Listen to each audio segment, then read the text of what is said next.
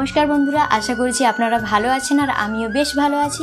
চলে এলাম আরও একটি আমার নতুন ভিডিও নিয়ে। আর মম আরুষ লাইফস্টাইলে আপনাদেরকে জানাই স্বাগত। প্রথম থেকে শেষ পর্যন্ত ভিডিওটা দেখতে থাকো। চলো সবার প্রথমে আমি আমাদের রাস্তাটা তোমাদেরকে দেখাই। এই যে সরু রাস্তাটা গেছে ওটাই হলো আমাদের বাড়ির রাস্তা, যে রাস্তার কোনো অস্তিত্ব থাকে না বর্ষাকালে। বাড়িটা কিন্তু আমাদের খুবই পুরাতন হলেও কিন্তু অনেকজনের বসবাস এই বাড়িতে। কিন্তু রাস্তাটা একদমই আমাদের না হওয়ার কারণে মানুষ ভাবে যে গ্রামের মানুষ কত সরল সাদাসিধে, কিন্তু গ্রামের মানুষই মানুষের উপর এত রাগ অশান্তি করে ঘর বাড়ি রাস্তা কোনো কিছুরই ঠিক থাকে না। আর এই যে গাছটা দেখছো এটা হলো বিলেতি ধনেপাতা গাছ। অনেক দিন লাগিয়েছিলাম, অনেক পিচকি হয়ে গেছে। আর সকাল সকাল আমি ছেলের জন্য দুধ গরমটা চাপিয়ে দিলাম ওর খাবার বানাবো বলে। সকাল তো 8টা বেজেই গেল, সেই কারণে। জানো তো আজ খুব রোদ হয়েছে, তাই খিরিস গাছের ফুলগুলো যেন এত সুন্দর দেখাচ্ছিল আকাশের সাথে মিশে। খুবই ভালো লাগছিল যে এটাই আমাদের গ্রামের পরিবেশ। আমি গর্বিত যে আমি গ্রামে বাস করি।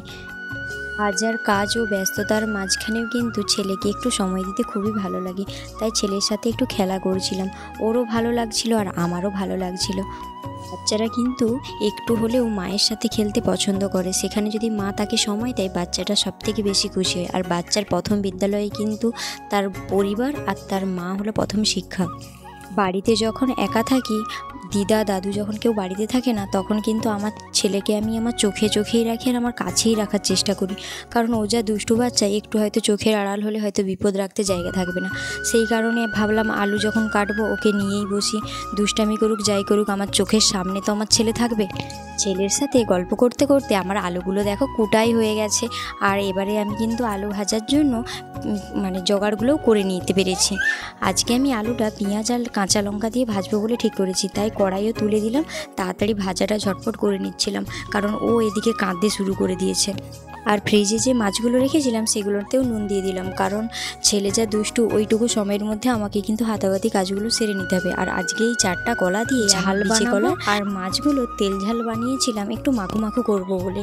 আর বিচি কলাগুলোকে কেটে জলে দিয়ে রাখছিলাম। আর এদিকে আলু বেগুন রেখেছিলাম ওটা ঝাল বানাবো বলে।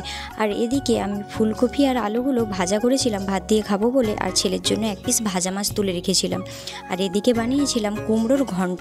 আমাদের বাবা খুব পছন্দ করে কুমড়োর ঘন্ট। দুপুরবেলা ঘুম থেকে উঠেই দেখি ব্ল্যাঙ্কেটগুলো শুকিয়ে গেছে। ব্ল্যাঙ্কেটগুলো ধুতে যা কষ্ট হয়েছে মায়ের, কি বলবো, এত ভারী ওজনের।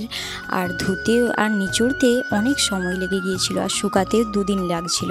শীতকালে এগুলো ব্যবহার করতে যতটাই আরাম লাগে আর গরমকালে এগুলো ততটাই কষ্ট। সেই জন্য এগুলোনের আর তো কোনো কাজ নেই, তাই এগুলো ধুয়ে পাট করে মা হয়তো এগুলোকে আমাদের উপর ঘরে একটা আলমারি ফাঁকা পড়ে থাকে, পাট করে রেখে দেবে। তাই বিকেলেই তুলে রেখে দিলাম, কারণ রোদ তো গড়িয়ে গেছে, এবারে ফুল তুলতে যাওয়ার সময় হয়ে আসছে। সেই কারণেই এগুলোকে আর বাইরে রেখে লাভ নেই, তাই বাড়িতেই তুলে নিলাম। বিকেলে ডিউটিটা শুরু করার আগেই ছেলেকে কিন্তু একটা লিচি জুস দিয়েছিলাম, যাতে ওটা নিয়ে ও মাঠকে গেলে আমি অনেকগুলো কাজ করতে পারবো। আর বাড়ি গিয়ে গেলে ও খুব দুষ্টামি করে, খাবার দিলে কিছুক্ষণ বসে থাকে চুপচাপ। আর সেদিন যে দেখিয়েছিলাম অন্ধকার হয়ে গেছিলো চারাগুলো হাঁপড় দিতে, সেগুলো কিন্তু মা খারাপ কাপড় দিয়ে চাপা দিয়ে রাখছিল, কারণ অত রোদ লেগে গেলে চারাগুলো না ঝলসে যাবে, তখন আর ভালো চারা হয়ে উঠবে না, নষ্ট হয়ে যাবে। সেই কারণে ছেলে মাঠের দিকে চলে গিয়েছে। আর মা কতগুলো ফুল তুলে এনেছিল। ফুলগুলো তুলে এনেছে ঠিকই, কিন্তু ফুলগুলোর একদমই দাম নেই। ফুলগুলো ঝড়ে দাগের জন্য একদম সব বাড়িতেই অনেক ক্ষতি হয়ে গিয়েছে। আমাদেরও ফুলের অনেকটা ক্ষতি হয়েছে, দাম পড়ে গিয়েছে অফ সিজন। যেটা ভেবে মা চারাগুলো লাগিয়েছিল তার উল্টোটা হয়ে গেছে, লাভের থেকে ক্ষতিটা বেড়ে গেছে। ক্ষতি হয়ে গেলেও কিন্তু চাষ তো করতেই হবে। আর এদিকে সন্ধেবেলায় আমি আমার ছেলের জন্য একটু ইপি বানাবো বলে পেঁয়াজ আর একটা ছোট্ট আলু আর বিমসুটি নিয়েছিলাম, বেশি কিছু নিইনি। এগুলো বাড়িতে ছিল, এগুলো দিয়েই আমি ভাবলাম ছেলেকে খাওয়াবো, তাই আমি ওর জন্য ইপিটা বানিয়ে ফেললাম ওকে খাওয়াবো বলে। সন্ধেবেলা হঠাৎ করেই দেখি আমার বাড়িতে প্রসাদ চলে এসেছে। একটা দিদাদের বাড়িতে, তাদের ওখানে অষ্টমপর হয়েছিল, বেশি হয়েছিল, আমাদের জন্য পাঠিয়েছে ঠাকুরের প্রসাদ। আর খুব সুন্দর লাগছিল আমাকে এই প্রসাদগুলো খেতে। আর সন্ধেবেলায় ছেলেকে পড়াতে বসেছিলাম। জানি না ওর 2 বছর বয়সে পড়ানো উচিত কিনা, তাই ওকে 2 দিন 1 দিন ছাড়াই পড়াই। আমার ছেলে অন্য সময় কথা না শুনলেও পড়ার সময় কথা শুনে। যেটা ছেলের গুণ সেটা তো বলতেই হবে, খারাপ গুণটাও যেমন তুলে ধরি, মা হয়ে ভালো গুণটাও তো ছেলের বলতে হবে। আর এদিকে রাত হয়ে গেছে, ছেলে মশারির ভিতরে ঢুকে গেছে। তো ভিডিওটা এখানেই শেষ করলাম। পাশে থেকো, ভালো থেকো, গুড নাইট।